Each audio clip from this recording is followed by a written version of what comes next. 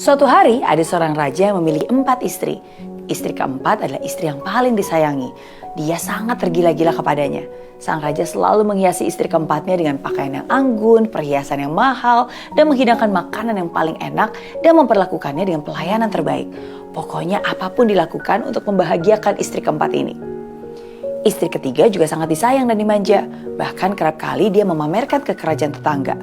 Walaupun sang raja kadang merasa takut bahwa suatu hari istrinya ini gak setia dan akan meninggalkan dia, berpaling kepada yang lain. Istri kedua pun memiliki tempat yang khusus di hatinya. Kepadanya lah sang raja sering mencurahkan isi hati dan mengadukan masalah-masalah pelik yang dihadapinya. Istri kedua adalah orang kepercayaan yang bisa menjadi seorang pendengar yang baik, perhatian, sabar, dan membantu raja melewati masa-masa sulit. Berbeda dengan istri kedua, ketiga, dan keempat, istri pertama sebenarnya adalah wanita yang sangat setia. Sesungguhnya dia yang sangat berjasa karena dialah yang dari sejak awal membantu sang raja sampai sang raja bisa berada di posisi sekarang ini. Namun sayangnya dia jarang diperhatikan. Sang raja tidak lagi mencintai dan bahkan selalu menghiraukannya. Suatu hari sang raja jatuh sakit dan dia tahu umurnya gak lama lagi. Karena dia gak mau sendiri di alam baka nanti, dia pun meminta istri tercinta untuk menemaninya. Raja pun memanggil dan bertanya kepada istri yang keempat. Sayang, kamu tahu kan bahwa aku tuh lebih mencintai dan menyayangi kamu dibandingkan istri-istriku yang lain. Seluruh permintaan, seluruh kehendakmu selalu aku penuhi. Sekarang, sudikah kamu menemaniku dalam kuburanku? Wah, gak mungkin. Begitu spontan jawab sang istri, lalu pergi meninggalkan sang raja yang sedang sekarat. Sungguh kecewa hati raja. Jawaban istri keempat itu sadis, bagaikan sebilah pisau yang menusuk tepat ke dalam hatinya. Dengan sedih, raja pun kemudian memanggil istri ketiga.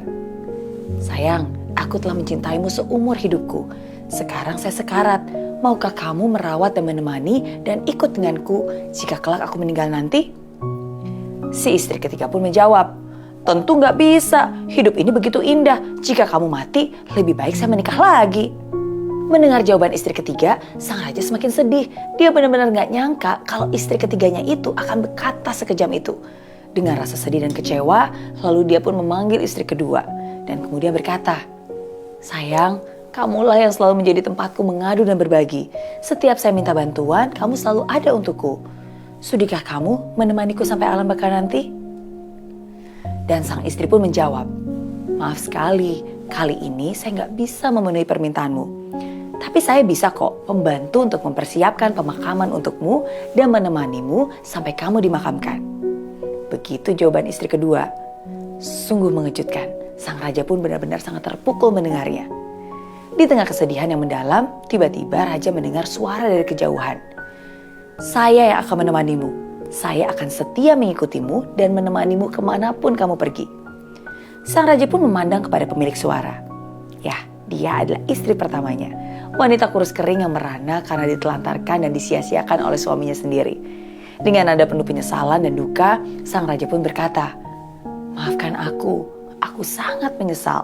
Seharusnya dulu aku memperlakukanmu secara adil, merawatmu lebih baik ketika aku punya kesempatan. Tidak lama kemudian, sang raja pun menghembuskan nafas terakhirnya. Dari kisah tadi, kita bisa belajar. Sebenarnya kita semua memiliki 4 istri dalam kehidupan kita. Istri yang keempat adalah tubuh kita sendiri. Kadang kita terlalu mencintai fisik kita, memberikan pakaian yang terbaik, perhiasan, kosmetik, dan tanpa kita sadar bahwa semua itu hanyalah sementara. Kegagahan, kecantikan, dan keindahan fisik itu akan pergi begitu kita meninggal dunia. Istri yang ketiga adalah harta benda, status, dan kekayaan yang kita miliki. Kita meluangkan begitu banyak waktu untuk mengumpulkan semua itu. Tapi tidak ada satupun yang bisa kita bawa dan miliki selamanya. Begitu kita meninggal, dia akan pergi dan berpindah tangan menjadi milik orang lain. Istri yang kedua adalah keluarga dan sahabat, orang-orang terdekat kita, yang kita percaya dan selalu ada untuk kita. Tapi gak peduli seberapa setia dan seberapa lama kita hidup dengan mereka, yang paling mereka bisa lakukan hanyalah menghantarkan jenazah kita sampai ke liang kubur. Dan istri pertama kita adalah jiwa kita. Kadang kita sering mengabaikannya karena terlalu sibuk mengejar harta, mengejar kekuasaan, kesenangan duniawi. Padahal jiwa kita, our soul, adalah satu-satunya hal yang akan bersama kita kemanapun kita pergi. Bahkan ketika kita nanti harus meninggalkan dunia ini. Dia tidak pernah berkhianat walaupun ia sering kita hianati. Ia tidak akan pergi walaupun kita sering mengabaikannya. Jagalah tubuhmu, nikmatilah hasil kerja kerasmu, luangkanlah waktu bersama keluarga, sahabat, dan mereka mencintaimu. Tapi jangan pernah lupa untuk merawat hatimu. Jangan pernah lupa untuk memberi makan jiwamu. Berdoa, bersyukur, nikmati kesendirianmu bersamanya. Luangkan waktu untuk dia, karena hanya dialah teman sejatimu di dunia dan di akhirat nanti.